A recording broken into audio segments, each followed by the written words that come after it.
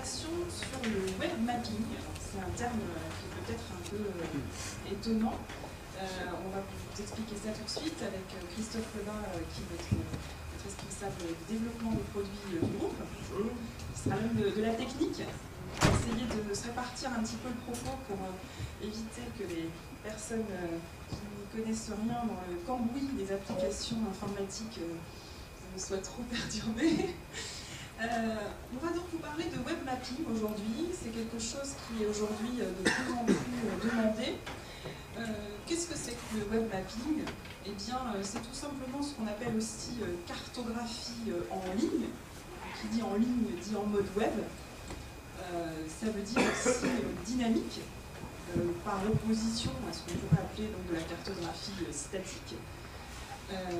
On parle aussi de cartographie interactive, ça veut dire que l'utilisateur va pouvoir interagir en faisant modifier la carte au fur et à mesure de ses manipulations.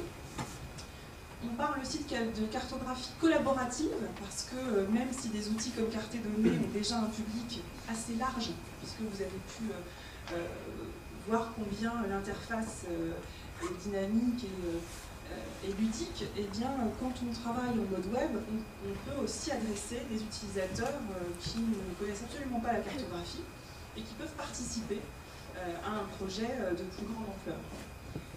On parle aussi effectivement de cartographie distribuée. On distribue de l'information. On va vous montrer ce que cela va donner dans les structures un peu plus. Je suis désolé, derrière distribuer, j'ai aussi une notion un petit peu technique, qui est la notion de pouvoir, entre guillemets, ne pas s'occuper de l'infrastructure derrière et de pouvoir disposer d'une application en mode accès en service, sans s'inquiéter d'avoir un serveur, d'avoir une infrastructure, d'avoir une DSI qui peut être parfois encombrante, voire bloquante sur certains projets. C'est aussi ce qui est derrière cette notion de distribuer. Voilà, et puis enfin, le temps réel, c'est évidemment l'avantage qu'offrent toutes les structures web, même s'il y a très peu de véritable temps réel dans ce que l'on produit aujourd'hui dans les entreprises, mais en tout cas, les technologies le permettent. Pour réaliser des projets de web mapping, notre technologie s'appelle CED Web. CED, bien sûr, comme Cartedonnées, puisque vous verrez tout à l'heure, la liaison entre Cartedonnées et CED Web est extrêmement forte. Nous avons jusqu'à présent mené beaucoup de projets Cartedonnées Web, mais en particulier cette année 2010 a été extrêmement riche en projets de développement web. Quand on dit mener à bien, ça peut être aussi bien des projets que l'on a construits nous-mêmes au sein de nos équipes, ou des projets que l'on a fait en collaboration avec des clients. Je parlais tout à l'heure notamment avec Franck Fanny du projet Côte d'Ivoire électoral. Ça peut être des observatoires, des clients qu'on accompagne pour la sortie d'un projet web, parce qu'effectivement, derrière le web mapping, il y a le mot projet. Tout à l'heure, quand on montrait Cartedonnées, on est en train de travailler, de réfléchir, on est un peu tout seul, on produit sa carte, on analyse. À partir du moment où on diffuse des informations en mode web, où on collabore, il y a une notion de projet, il y a une notion d'équipe, il y a des étapes à respecter, et c'est aussi ce qui rend ces projets particulièrement intéressants. Cette année, on a donc fait beaucoup de projets parce qu'il y a une demande croissante de nos clients. J'imagine que vous aussi, dans vos organismes, dans vos entreprises, vous avez de plus en plus, vous ressentez de plus en plus le besoin d'être connecté à des informations de manière efficace, à des informations actualisées. Et puis c'est aussi parce que notre technologie aujourd'hui elle est mature. C'est-à-dire qu'on a mis plusieurs années, bien sûr, à construire une offre qui soit robuste et qui soit efficace. Et aujourd'hui, on a la chance de pouvoir la déployer facilement. On a dédié une équipe entière de collaborateurs qui se chargent non seulement de manipuler les technologies, mais aussi de concevoir les projets. Parce que, effectivement, quand on développe une application, eh bien, on doit se mettre d'accord sur un cahier des charges, sur les objectifs à atteindre, sur les personnes qu'on va impliquer. Et donc, on a aujourd'hui des consultants de l'équipe Services qui est animée par c'est très bien parce qu'ils sont Nicolas tous mis les uns à côté des autres, donc ils sont à la levez-vous donc pour qu'on vous repère bien. Là, voilà. Donc ces messieurs sont une ressource importante pour nous et pour nos clients parce qu'ils sont l'interface entre les développeurs et les utilisateurs finaux, les clients. Donc, ils nous aident bien à rendre les projets efficaces. Vous allez le voir, carte et données web et le web mapping d'une manière générale peut avoir des usages extrêmement variés.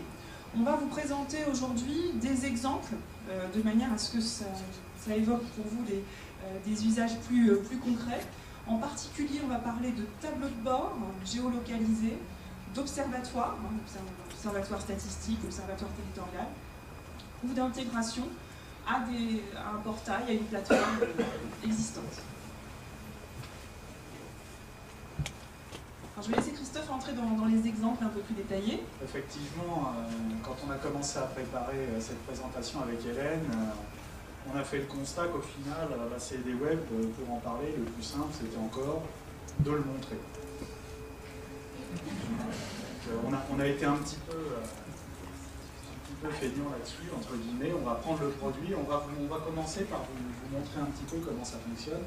Autant que je me débatte un petit peu avec mon écran. Voilà, donc je vais vous montrer CED Web dans sa forme entre guillemets sur étagère, tel qu'on va le déployer dans le cadre d'un projet assez typique. L'équipe service pourra en témoigner et vous pourrez en discuter avec eux. Ça, c'est un projet, un exemple un petit peu typique de suivi de vente. C'est un exemple fictif dans le monde pharmaceutique. Donc CED Web sous sa forme d'interface comme ça, très classique. Ses capacités, ça va être de pouvoir naviguer dans une série d'indicateurs cartographiques à l'aide d'un menu en haut, ou à l'aide effectivement d'une série de flèches pour pouvoir défiler de manière très simple d'une carte à l'autre, de manière linéaire. On va avoir la cartographie qui occupe quand même l'espace central de l'application, et puis on va avoir, je vais y revenir juste après, et on va avoir en bas tous les outils qui sont accessibles sur cet outil carte et données web. Carte et données web sous cette forme-là, ce qu'il faut garder à l'esprit, c'est qu'on est vraiment sur un outil qui est destiné à visualiser des indicateurs cartographiques qui auront été constitués auparavant par une équipe. Ça peut être une équipe effectivement article qui vous aide, ou ça peut être un utilisateur qui a travaillé avec carte et données. Les outils qui sont mis à disposition de l'utilisateur final, donc qui vient consulter ces cartes-là, ça va être d'abord une série d'exports. Donc on va partir d'un export image, un export PDF, ou tout simplement l'impression de la carte en cours. Ça va être, toujours très bien pour les démonstrations, le passage en mode plein écran. Là, on est adapté. Ça va être toute une série d'outils pour pouvoir naviguer, zoomer, se déplacer dans la carte. On va pouvoir plonger, dézoomer, donc des outils relativement classiques avec un retour au niveau de zoom par défaut. On va avoir un champ de recherche. Parce que la géographie, c'est très bien, mais déjà, si je vous mets une carte d'Indre-et-Loire par commune, et je vous donne une commune, mettons, Saint-Épin en Indre-et-Loire, qui sait où est Saint-Épin en Indre-et-Loire? Vous êtes comme moi, vous ne savez pas. Donc il faut avoir un moteur de recherche pour aller voir où sont les entités. Bon, je sais où est Saint-Épin, c'est à côté de Saint-Maur-de-Touraine où j'habite, mais normalement, on n'est pas au courant. On va avoir un certain nombre de choses après pour pouvoir renaviguer dans les données qui sont fournies. Donc on a une autre forme de navigation dans nos indicateurs qui est équivalente au menu. C'est une autre présentation, alors elle est là, historiquement, la cause est historique, je vous en reparlerai après parce qu'on parlera du projet qui nous a valu de conserver cette visualisation, cette navigation sous un format fichier un peu similaire à Windows. On a, alors il faudrait que j'aille sur une autre carte, je suis désolé, je vais prendre de l'avance sur la démo. Utiliser de l'interaction pour aller sur une carte intéressante pour vous parler de la grille de données. Donc on peut accéder à la grille des données qui nous a permis de constituer la carte et puis récupérer un petit export Excel. Tout ça, on est du point de vue de l'utilisateur final qui vient consulter les indicateurs. Donc là, je fais une première parenthèse, un petit peu technique mais pas trop, qui est de dire, là il y a un export Excel, mais on a le moyen de ne pas le mettre. On peut paramétrer le produit pour enlever les exports, pour enlever les outils dans cette barre en bas. Certains clients ne souhaitent pas qu'on puisse récupérer les données qui ont permis de constituer la carte. C'est pour des questions d'intégrité du référentiel, pour ne pas dupliquer les données un peu partout dans le système d'information.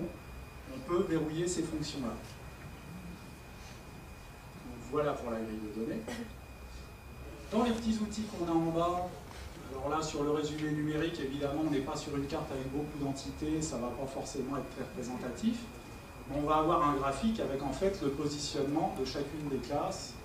Alors bon, on est un peu dans le monde des stats, mais grosso modo, on va avoir une vue sur la répartition des valeurs qui ont permis de constituer la carte, avec en rouge la moyenne. Donc là, par exemple, je ne sais pas si vous arrivez à lire, mais on a les parts de marché de notre entreprise qui sont représentées en dégradé de vert. C'est cette donnée-là qu'on voit sur ce schéma, qu'on appelle un résumé numérique.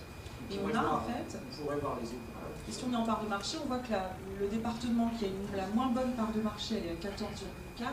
Le département qui a la meilleure part de marché est à 33 et quelques. Et puis que la moyenne, ici, elle se trouve autour de 23.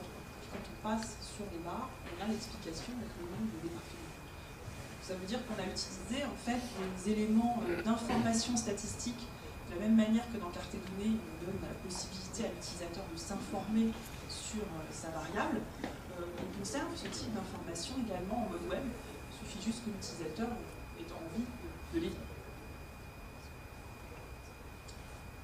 Dans les derniers petits boutons qu'on a, on l'avait depuis le début, on n'y faisait pas trop attention parce que vous voyez des cartes depuis le début, on avait la légende qui peut s'afficher ou pas.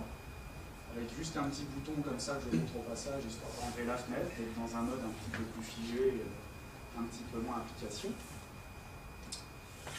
On a pareil une petite fenêtre qui était là depuis le début, qui est une fenêtre de détail méthodologique. Alors là, elle est très succincte, hein, cliquez dans un secteur pour visualiser le détail des informations qu'on a vues là. Alors si on suit, ben voilà, on constate effectivement que si on clique, on va descendre. On a, là ils n'ont pas été remplis, un petit bouton qui permet de nous faire apparaître une fenêtre tout à fait identique pour afficher une analyse de la carte. Et puis finalement, parce qu'il faut quand même bien dire un petit peu qui a fait ce produit, on a un petit panneau à propos pour dire qu'on est sur le module CDW.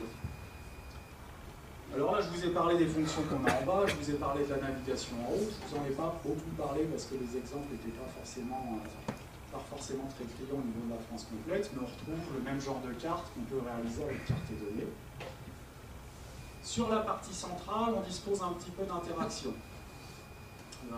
C'est la différence en fait entre Carte et Données et puis Carte et Données web, c'est qu'on est en mode web, les gens ont l'habitude que quand on clique, quand on remue, quand on fait quelque chose, il y a des réactions, il y a des choses qui se passent. Déjà on a de l'information au survol, sur chacun des éléments on va avoir comme ça dans l'infobulle les valeurs, des symboles au-dessus des données.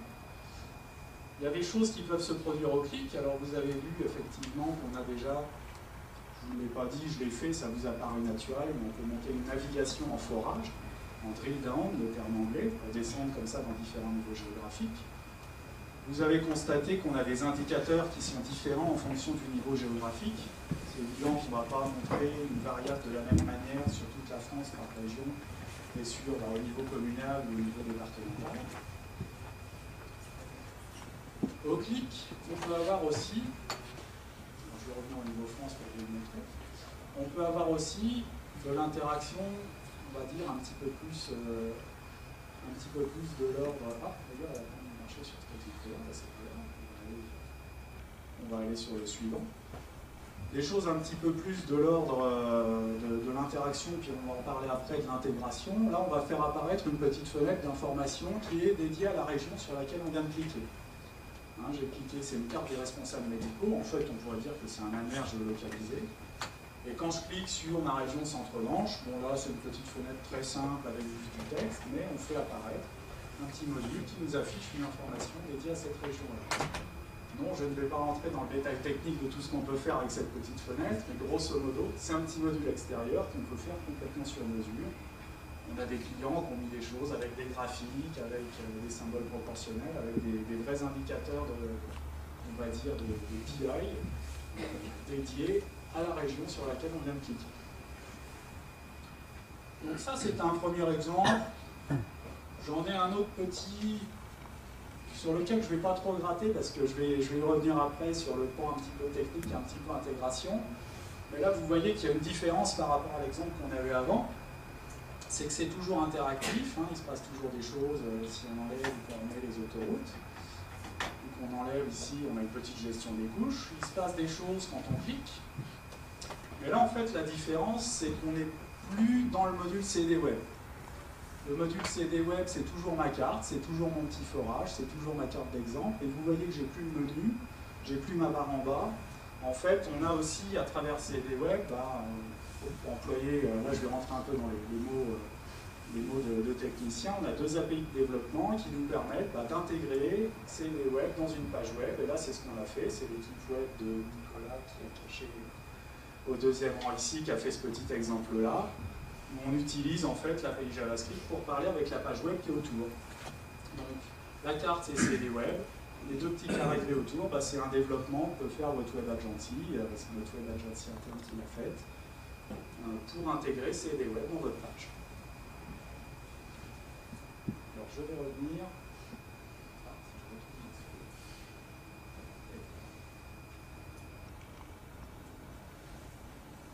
Là, je vous ai montré CD Web. Donc, les projets CD Web, Hélène.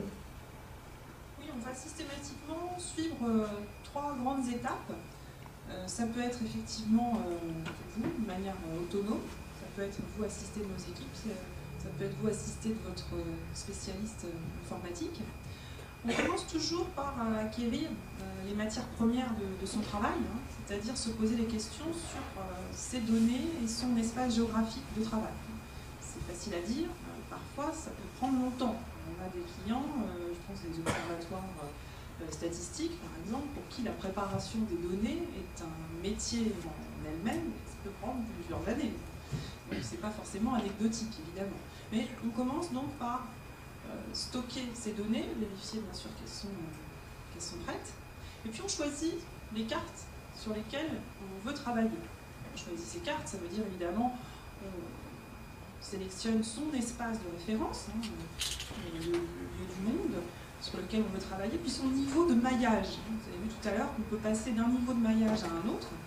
Alors traditionnellement sur la France, on va être sur région, département, arrondissement, canton, commune, iris, rue, mais ça peut tout à fait être des espaces de travail personnalisés.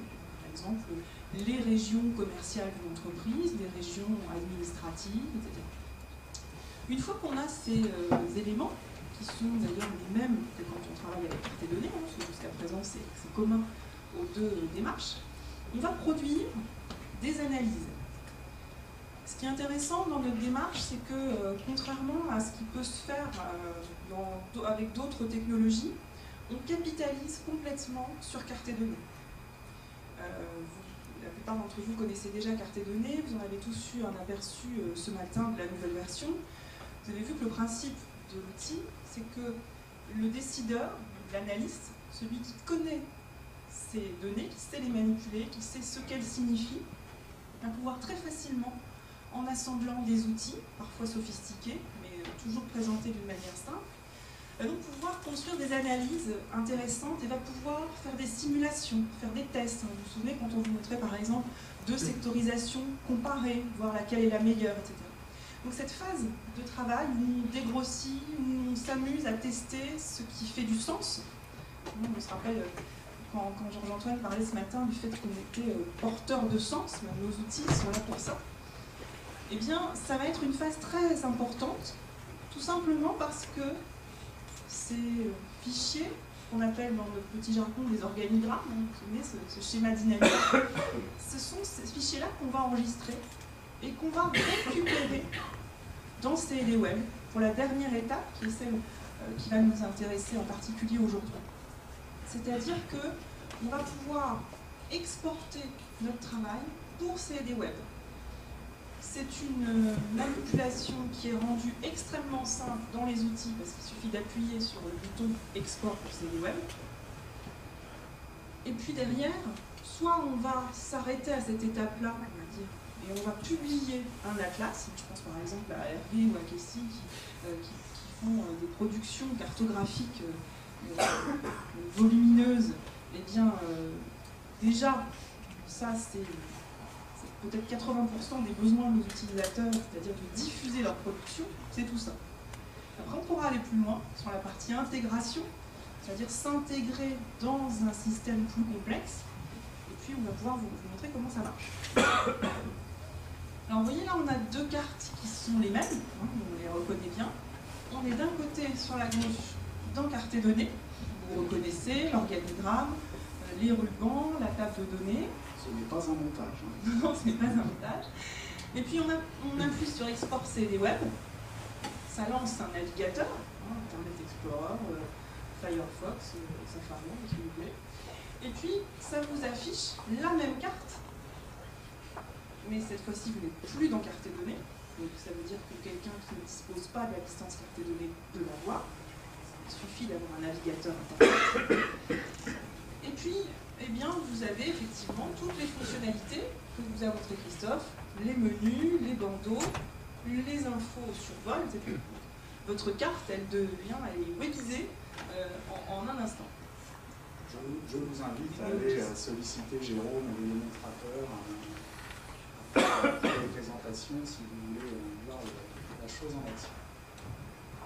Alors, ça, c'est un slide qu'Hélène ne voulait absolument pas que je mette, mais il faut quand même en parler un petit peu parce qu'on est éditeur de logiciels et CD Web, c'est aussi un logiciel, donc c'est aussi un petit peu de la technique. Donc, il faut quand même que je vous parle de ce qu'il y a à l'arrière de CD Web. Parce que c'est joli, c'est un navigateur, c'est facile, d'accord. Qu'est-ce que ça a de plus? Qu'est-ce qui fait que c'est différent? D'abord, les technologies employées, c'est un module flash. Le module flash, bon, le flash, vous le connaissez, même si vous n'êtes pas du tout technicien, parce que quand vous allez voir une vidéo sur Internet, par exemple, c'est la technologie que vous employez, c'est là où vous avez la petite image avec le film qui tourne, c'est ça la technologie flash. Il assure le rendu des cartes thématiques. Ça veut dire que c'est un petit bout d'exécutable qui est chargé dans votre navigateur, et que la première grosse conséquence au niveau de ce produit-là, et le gros point différenciant avec d'autres produits de web mapping, c'est qu'il n'y a pas de code côté serveur. Les exemples qu'on vous a montrés, il n'y a pas d'applicatif côté serveur, il n'y a pas une solution serveur qui est en train de générer des images ou quelque chose. Tout est embarqué dans le navigateur. C'est le navigateur qui assure tout le rendu et toute la création des cartes et toute l'interaction. Un point important, c'est que cette indépendance par rapport à une solution serveur, l'absence de code côté serveur, fait qu'on n'a aucun problème à utiliser carte et données web pour se brancher à votre système d'information. On n'est pas dépendant d'un environnement particulier, on a déployé des CD web dans des environnements Windows, dans des environnements Linux, dans tout un tas d'environnements, on l'a branché sur toutes les bases de données du marché. On peut vraiment s'adapter de fait à l'architecture cible du client, permettant de l'interaction, je vous l'ai déjà dit, je ne vais pas y revenir, puis je vous l'ai montré, et c'est intégrable avec de 2 API. Là, j'en fais encore des mots, Hélène leur fait des gros yeux, des mots techniques. On peut, à travers ces 2 API, je vous ai montré ce qu'on pouvait faire avec l'API JavaScript, qui permet de développer un site web interagissant avec le début cartographique. Il y en a une deuxième qui est une API Flex qui vous permettra, on va vous montrer un exemple après, en fait, de reprendre l'apparence. Si vous avez envie de mettre votre logo de société dans la carte, si vous avez envie de refaire un menu différent d'une autre, bah vous avez le moyen de le faire. Allez, un deuxième slide un petit peu technique et puis après c'est fini. Ce qui est intéressant avec CD Web, c'est qu'on a plusieurs niveaux d'usage. On vous a montré là dans la petite démonstration ce que l'utilisateur final va avoir comme expérience. Du point de vue de la personne qui le met en œuvre, en fait, vous avez plusieurs niveaux, plusieurs moyens de le déployer.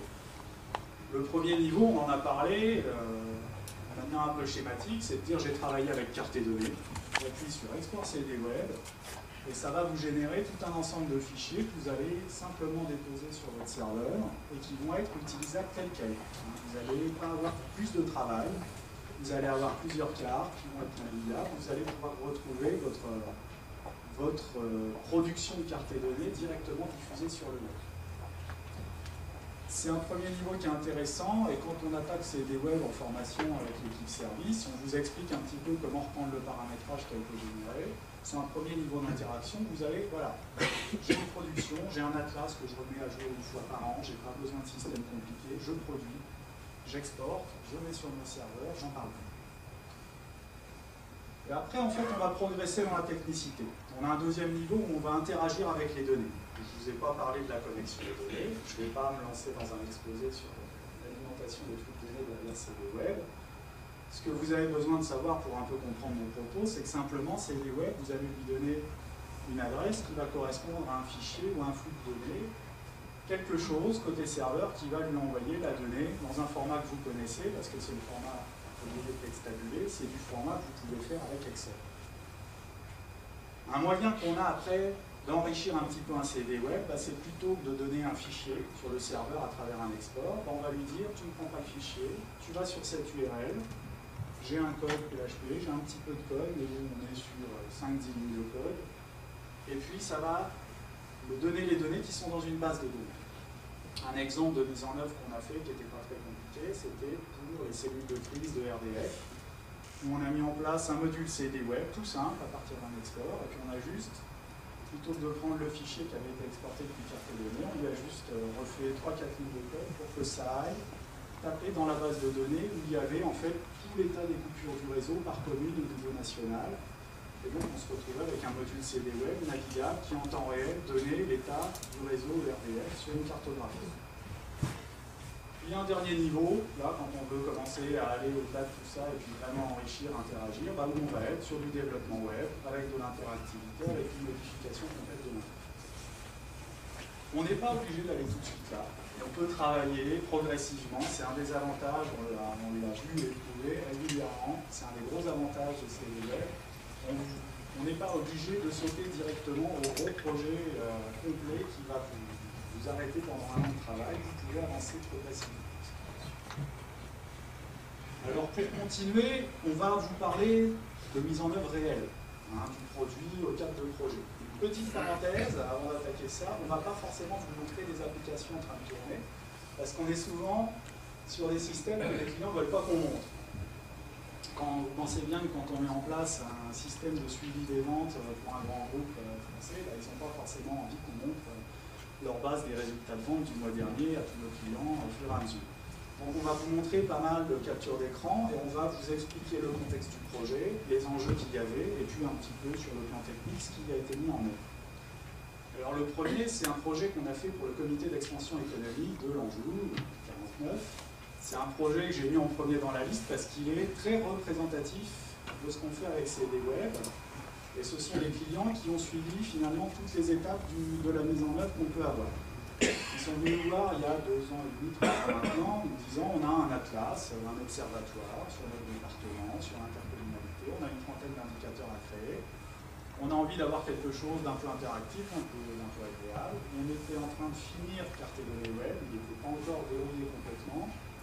On leur a dit, ok, pas de problème, on a réalisé effectivement, parce que vous voyez, un observatoire, donc on a une série d'indicateurs, une trentaine sur la fiscalité locale, sur les éléments de la population. Je reviens sur ma parenthèse de tout à l'heure, c'est grâce à eux qu'on a aujourd'hui dans Carte et Données Web une navigation avec une arborescence façon Windows, c'est le mode de navigation qu'ils ont voulu qu'on implémente. On retrouve en bas un petit peu les 3-4 fonctions d'export qu'ils ont souhaité mettre en œuvre. Le projet a été déployé, ça a beaucoup plu aux équipes qui nous ont consulté, c'était sur leur intranet. Tout allait bien. Ils sont revenus nous voir un an après en nous disant on a un deuxième observatoire et puis on a une petite application pour suivre les délégations au niveau de... Nous voilà repartis dans une extension du projet. On a étendu le projet avec une application, c'est la cellule web qui s'en occupe à l'époque. On a fait un deuxième applicatif, un menu, un système de login. Retour du client un an après, c'est très bien. Déjà, on a encore un atlas en plus, formidable. Et puis maintenant, désormais, on aimerait bien s'occuper un petit peu de nos mises à jour nous-mêmes. Il faut savoir qu'à l'origine, déjà, c'était des clients Carte et Données qui avaient l'habitude de Carte et Données, et ils nous ont dit, on aimerait pouvoir mettre ça à jour nous-mêmes, pouvoir mettre nos indicateurs en place, pouvoir en rajouter ou gérer. Donc là, on a déployé, entre guillemets, toute la gamme avec la solution derrière. On a une petite solution qui s'appelle CD Server qui permet de gérer, entre guillemets, tous les fichiers de paramétrage, tous les droits d'accès et toute l'arrière-boutique derrière ces atlas. Donc ce sont des clients très typiques dans le sens où ils ont progressé dans la gamme, ils sont partis de Carte et Données et ils ont suivi un cheminement assez normal, sans avoir un énorme projet sur les bras qui les a bloqués et en avançant au fur et à mesure avec nous. Juste pour compléter, effectivement, c'était le premier observatoire économique qu'on réalisait avec un client. Depuis, on en a plusieurs. Vous avez vu peut-être une intervention rencontrée l'année dernière de la communauté d'agglomération de Poitiers qui a développé son observatoire statistique territorial avec carte de données web. On peut citer aussi aujourd'hui nos clients de la ville de Caen, et puis on a de plus en plus d'agences d'urbanisme que ça intéresse aussi. Donc c'est vrai qu'aujourd'hui ce sont des projets qui se montent rapidement, donc à partir du moment où les données sont prêtes, où les personnes savent ce qu'elles veulent montrer et à qui, puisqu'on parlait tout à l'heure des connexions, des droits d'accès, etc. C'est des projets qui se montent en quelques semaines. Bien souvent, d'ailleurs, quand nos clients sortent de formation, ils ont déjà une bonne partie de leur travail qui commence à prendre forme. Donc ça veut dire que ce n'est pas forcément non plus des projets de longue haleine et ni très coûteux. Alors un autre projet, là où on va être un peu sur l'autre extrémité du spectre, où on est sur un projet qui a été un projet d'intégration web. Donc les EPA.fr, en fait c'est un site de l'Agence nationale de l'habitat qui vise à porter à la connaissance du public l'ensemble des programmes qui leur sont accessibles pour financer la rénovation de leur logement. Alors là encore, c'était une utilisatrice carte et données qui a eu le souhait finalement au niveau de ce site, plutôt que de dire bêtement on aurait pu imaginer pour trouver votre commune un champ de saisie du code postal, puis la liste des programmes en dessous qui s'affiche, ça aurait été un petit peu basique. Elle a dit moi je veux une cartographie, je veux une carte, je veux qu'on arrive sur une carte et puis qu'on puisse explorer. Donc là, on est sur une capture d'écran du site, donc lesopa.fr. Si vous avez envie d'aller voir, l'adresse est en haut à gauche, c'est l'adresse du site. La partie centrale, voilà, en fait, c'est un module CD Web. Je vous disais tout à l'heure qu'on peut refaire complètement l'apparence. Là, on a effectivement supprimé les menus, les fenêtres.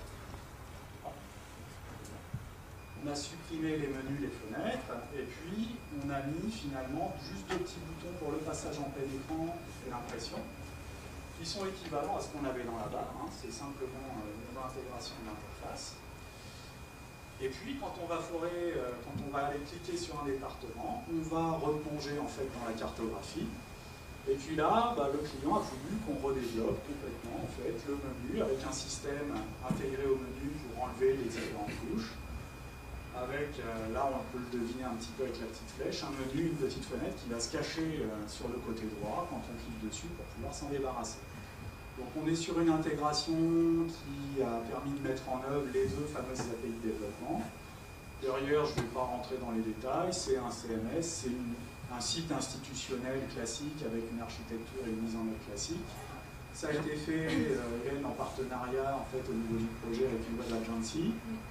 Oui, c'est effectivement une web agency qui est venue nous chercher, parce que je précise juste avec un petit clin d'œil dans la salle, l'utilisatrice, à la base c'était une utilisatrice MapInfo, qui n'avait pas d'outils formidables pour faire ce qu'elle voulait, et c'est sa web agency qui est venue nous chercher, qui est venue nous trouver, et avec qui on a eu une très bonne interactivité, et qui s'est occupée du reste du site, parce qu'il n'y avait pas non plus que de la carton sur le site, même si c'était un point central, en utilisant des outils de gestion de contenu assez sophistiqués. Et puis ça marche toujours et les gens sont très contents. Ça c'est un autre projet assez emblématique. Franck Fanny nous expliquait comment il était tombé sur France Électorale et puis que ça lui avait fait rêver tout de suite et qu'il avait eu envie de réaliser les mêmes cartographies d'élections en Afrique. Là en fait on a des clients d'une grande confédération syndicale qui s'appelle la CFE-CGC qui ont vu France Électorale, qui se sont dit mais finalement cette problématique que d'avoir des électeurs sur un territoire et des élus et puis d'analyser ces résultats, nous c'est notre métier aussi, nos élus c'est des représentants syndicaux dans les entreprises, et donc ils ont rencontré Georges-Antoine, Ricardo, Christophe, et donc on a travaillé avec eux pour leur faire un outil de production. Ça c'est intéressant parce que jusqu'à présent, on a quand même parlé d'outils qui représentent de la donnée, qu'on consulte, etc., on navigue dedans. De plus en plus de nos clients se servent aussi des outils de cartographie comme outils de production du quotidien. C'est-à-dire que là, par exemple, cette interface, je ne sais pas si on peut vraiment lire, mais on voit des campagnes, des prud'hommes, des RSA, des entreprises, des recherches, etc. Et puis des pourcentages de candidats validés. Mais en fait, c'était tout simplement leur processus de dépôt de liste. Parce que pour se faire élire, il faut déjà se présenter. Ils se rendaient compte que parfois, ils n'arrivaient pas à se faire élire parce qu'ils avaient rempli le papier un peu trop tard. Ballot. Alors, ils ont dû comme ça gérer toute la chaîne logistique par l'intermédiaire d'un tableau de bord national. Parce que là, évidemment, c'est le tableau de bord national synthétique, mais il y a différents métiers, il y a différentes régions, sous-régions, différents niveaux de maillage géographique. On a encore fait du drill down, n'est-ce pas? On est descendu sur un département. Donc on a effectivement là 309 entreprises. Et puis, vous voyez, on a des petits codes couleurs. Alors, on a des entreprises qui sont représentées par ces petits carrés. Et puis, on a fiches validées, fiches non validées et à prospecter. Donc, voilà, le géomarketing, ça existe aussi dans les centrales syndicales, hein, ça marche pas mal. La notion de prospection, ça existe aussi. Et puis, non, ils n'ont pas choisi de code feu rouge traditionnel, mais enfin, bon, ça s'en rapproche pas mal. C'est une interface qui a permis d'obtenir des résultats. Hein. Ils sont passés, finalement, toute la finalité de l'application, c'était de les aider à constituer des listes. C'est la première année où ils l'ont mis en œuvre, ils ont réussi à constituer des listes partout en France et ils sont passés de 3 à 7% au niveau des élections prud'homales, ce qui pour un syndicat représente finalement leur survie directe et leur rentrée directe. Il y a juste une petite anecdote d'ailleurs sur cette carte qui apparaît dès qu'on se logue sur l'application. C'est une carte qui peut paraître un petit peu comme ça bizarre. On met le pourcentage de complétude, entre guillemets, de listes validées par département. Il faut savoir, comme disait Hélène, c'est une confédération de syndicats avec des directions départementales qui, parfois, ne sont pas forcément très bien. Et c'est une carte qui a beaucoup de sens, mais qui peut être très dangereuse, parce que finalement, là, on voit qu'en Indre-et-Loire, ils sont à 100% de listes remplies, puis qu'à Loire-et-Cher ou ailleurs, à côté, ils ne sont pas à 100%, alors que finalement, comme ils sont en compétition, ça a créé une émulation. Ça a créé une émulation dans le sens où, en jouant sur la rivalité entre les différentes directions départementales, en affichant clairement le score du voisin, en leur montrant, vous voyez, la fédération à côté sur laquelle vous cassez du sucre, eux, ils ont déjà validé leur liste. Ils ont créé comme ça une espèce d'émulation, une compétition un peu féroce en interne, qui leur a permis de remplir vraiment beaucoup et puis d'avoir un usage de l'application qui a été très important. En sachant, parenthèse, souvent on montre cette carte-là effectivement à des clients qui mettent en place des systèmes de suivi de vente pour des équipes commerciales et qui nous disent surtout, vous ne montrez pas cette carte-là, parce qu'au contraire, ça peut être pour des équipes commerciales très limite ou très dangereux. Attendez, tu vois bien que le commercial, là, qui a le secteur à côté, il marche bien, comment ça se fait que bon. C'est une carte qui a un peu comme ça une petite histoire et qui faut prendre qu'à double sens. C'est une épée à double sens. Effectivement, il faut respecter la stratégie du client. Il y en a qui misent tout sur le côté compétition, il y en a qui, au contraire, ils sont beaucoup plus nombreux. D'ailleurs, même dans des sociétés privées avec des démarches commerciales relativement agressives et des incentives, des tableaux avec le meilleur vendeur, etc., ils restent relativement frileux sur l'accès de tous aux chiffres des autres. Donc la plupart du temps, on met en place des droits où ça reste très hiérarchisé. Le directeur national voit à la France entière, le directeur régional voit sa région, et le représentant de la moitié du département ne voit que la moitié de son département. Les gens restent quand même très prudents, si ce n'est frileux. Là, on est en train de se rapprocher aussi plus d'usage dans le secteur privé.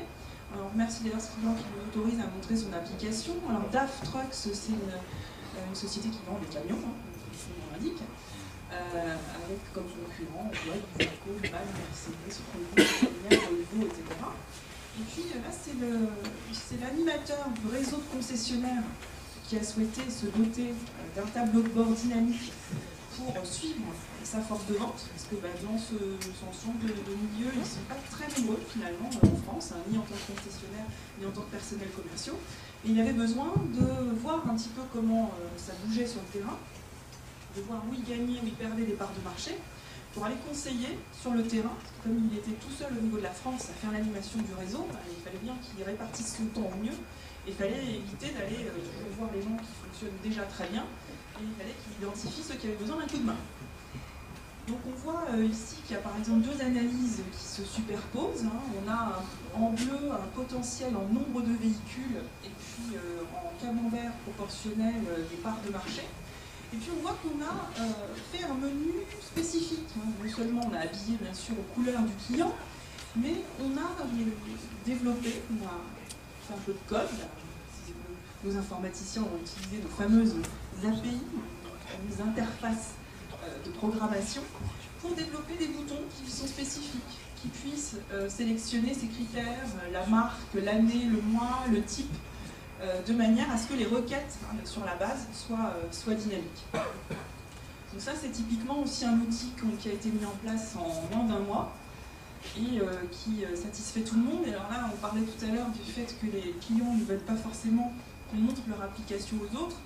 Celui-là, il m'a carrément demandé 1 an avant que je commence à prospecter son siège aux Pays-Bas que la filiale française garde une longueur d'avance par rapport aux filiales européennes. Donc, même à l'intérieur du même groupe, on peut défendre précieusement son outil décisionnel, parce que c'est vrai que c'est notre particularité, comme on fait des outils d'aide à la décision, ça avantage aussi le décideur, forcément, qui a été assez malin pour mettre en place un outil intelligent. Et parfois, il garde un petit peu son outil secret pour lui. Pour conclure rapidement, avec cette application pour l'AFTRUC, la dernière chose qui est intéressante, c'est que les données des parts de marché, ce sont des données publiques. Il s'agit des immatriculations de véhicules qui sont fournies par les préfectures. C'est une donnée qui est publique, qui est connue. Et partant de là, on a construit un système qui est par contre différencié, qui effectivement, comme Hélène l'a dit, était très facile à mettre en œuvre. Donc, partant d'une donnée existante, que tout le monde connaît, on peut réussir très très vite avec la cartographie, avec CV web, à mettre en place comme ça un système décisionnel dans des délais, dans des conditions très rapides. Et nous allons nous arrêter là. Je vous remercie de votre attention.